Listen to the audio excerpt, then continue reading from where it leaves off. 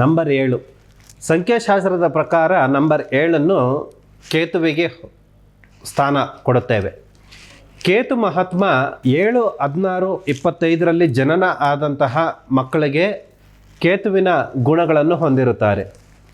ಕೇತು ಮಿಕ್ಕಿದ ಎಲ್ಲ ಗ್ರಹಗಳಿಗೂ ಕೂಡ ವಿಭಿನ್ನ. ರಾಹು ಹೇಗೋ ಅದೇ ರೂಪದಲ್ಲಿ ಕೇತುನು ಕೂಡ ವಿಭಿನ್ನವಾಗಿರುತ್ತಾನೆ. ಮಿಕ್ಕಿದ ಎಲ್ಲ ಗ್ರಹಗಳಿಗೂ ಕೂಡ ಹೊಂದಾಣಿಕೆ ಇಲ್ಲದಿರನೇ ತನ್ನದೇ ಆದಂತಹ ಬುದ್ಧಿಶಕ್ತಿ, ತೀಕ್ಷ್ಣವಾದ ಬುದ್ಧಿ ಮತ್ತು ಕುತಂತ್ರ ಬುದ್ಧಿಯನ್ನು ಕೂಡ ಹೊಂದಿರುತ್ತಾನೆ. ಕೇತುವಿನಲ್ಲಿ ಆಗುವಂತಹ ಗುಣಗಳಲ್ಲೂ ಬೇರೆ ಯಾರಿಗೂ ಕೂಡ ಇಷ್ಟ ಆಗೋದಿಲ್ಲ, ಬೇರೆ ಯಾವ ಗ್ರಹಗಳಿಗೂ ಕೂಡ ಇಷ್ಟ ಆಗೋದಿಲ್ಲ. ಅದೇ ರೂಪದಲ್ಲಿ ವ್ಯಕ್ತಿಯನ್ನು ಹೊಂದಿರುವಂತಹ ಯಾವುದೇ ವ್ಯಕ್ತಿಯನ್ನು ಕೂಡ ಬೇರೆಯವರ ಅವರ ಗುಣಗಳನ್ನು ಬೇರೆ ಯಾರನ್ನು ಕೂಡ ಹೊಂದಾಣಿಕೆ ಮಾಡಿಕೊಳ್ಳುವುದಿಲ್ಲ. ಅಸೂಹೆ, ಕಿಚ್ಚು ಅನ್ನುವಂಥದ್ದು ಕೂಡ ಕೇತು ಗ್ರಹಕ್ಕೆ ತನ್ನದೇ ಆದಂತಹ ಅವಗುಣಗಳು. ಹೀಗಿರುವಾಗ ಮನೆ ಕುಟುಂಬದಲ್ಲಾಗಿರ್ಬೋದು ಅಥವಾ ಲೋಕ ಕಲ್ಯಾಣಕ್ಕಾಗಿ ಮಾಡುವಂತಹ ಕೆಲಸ ಕಾರ್ಯಗಳಲ್ಲಾಗಿರ್ಬೋದು, ತನ್ನ ಜೀವನದ ಶೈಲಿನಲ್ಲೂ ಕೂಡ ಕುತಂತ್ರವನ್ನು ಹೊಂದಿರುತ್ತಾನೆ. ಹೀಗಿರುವಾಗ ಮೇಲೆ ಬರುವಂಥದ್ದು ಅಂತಂದರೆ ಉನ್ನತವಾದ ಸ್ಥಾನಕ್ಕೆ ಬರುವಂಥದ್ದು ತುಂಬ ಕಷ್ಟಪಟ್ಟು ಮೇಲೆ ಬರಬೇಕಾಗುತ್ತದೆ. ನಂಬರ್ 7 ಹೇಳು ಬೀಳು ಅನ್ನುವಂಥದ್ದು ಹೇಗೋ ಅದೇ ರೂಪದಲ್ಲಿ ನಷ್ಟಗಳನ್ನು ಕೂಡ ಅನುಭವಿಸುತ್ತಾ ಇರ್ತಾನೆ.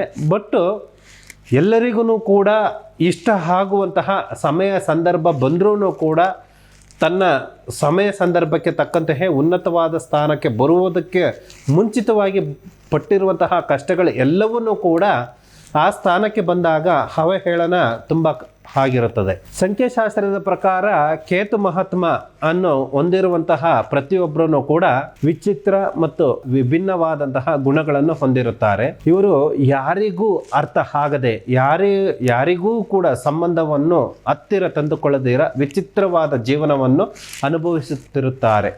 ನಂಬರ್ 7 ಕೇತು ಗ್ರಹದಲ್ಲಿ ಜನನ ಆದಂತಹ ಯಾವುದೇ ಒಬ್ಬ ವ್ಯಕ್ತಿ ಇವರ ಜೀವನಾಂಶವನ್ನೇ ತುಂಬ ನಿಗೂಢವಾಗಿರುತ್ತದೆ.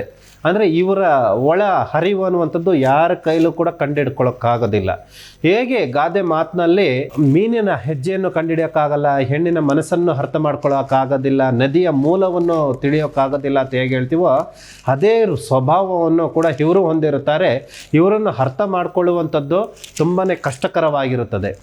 ಮನೆ ಕುಟುಂಬದ ಸಂಸಾರದಲ್ಲೂ ಕೂಡ ಕೇತು ಗ್ರಹಕ್ಕೆ ಹೊಂದಿರುವಂಥದ್ದು ಅಂದರೆ ನಂಬರ್ 7 ಯಾರು ಹೊಂದಿರುತ್ತಾರೋ, ಗಂಡ ಆಗಿರ್ಬೋದು ಹೆಂಡತಿ ಆಗಿರ್ಬೋದು, ಯಾರಿಗಿರುತ್ತದೋ ಅವರು ಯಾರಿಗೂ ಹೊಂದಾಣಿಕೆ ಆಗದಿರನೇ ನಷ್ಟವನ್ನು ಪ್ರಾರಬ್ಧಗಳ ಕಾಲ ಸಮಸ್ಯೆಗಳನ್ನು ಅನುಭವಿಸ್ತಾ ಇರ್ತಾರೆ. ನಂಬರ್ 7 ಪ್ರಕೃತಿಯ ಧರ್ಮದ ಪ್ರಕಾರವಾಗಿ ಎಲ್ಲ ಅಂಶಗಳನ್ನು ಇವರಲ್ಲಿ ಇದ್ರೂ ಕೂಡ ಅಂತಂದರೆ ಉದಾಹರಣೆಗೆ ಕಾಮನ ಬಿಲ್ಲು 7, ಸಪ್ತ ಸಾಗರಗಳು 7, ಸಪ್ತ ಋಷಿಗಳು 7.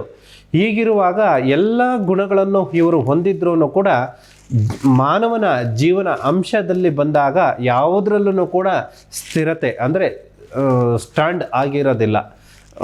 ಘನತೆ ಗೌರವದಲ್ಲಾಗಿರ್ಬೋದು, ಮನೆತನದಲ್ಲಾಗಿರ್ಬೋದು, ತನ್ನ ನಿಯಮಗಳ ಪಾಲನೆಗಳಲ್ಲೂ ಕೂಡ ಗೊಂದಲದಲ್ಲಿರುತ್ತಾರೆ.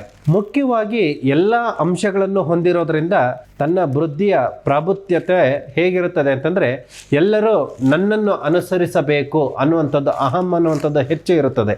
ಹೀಗಿರುವಾಗ ಇವರಲ್ಲೇ ಗೊಂದಲ ಇರೋದರಿಂದ ಯಾರನ್ನು ಕೂಡ ಇವರನ್ನು ಫಾಲೋ ಮಾಡುವಂಥದ್ದು ಆಗಿರ್ಬೋದು ತುಂಬ ಕಡಿಮೆ ಆಗಿರುತ್ತದೆ.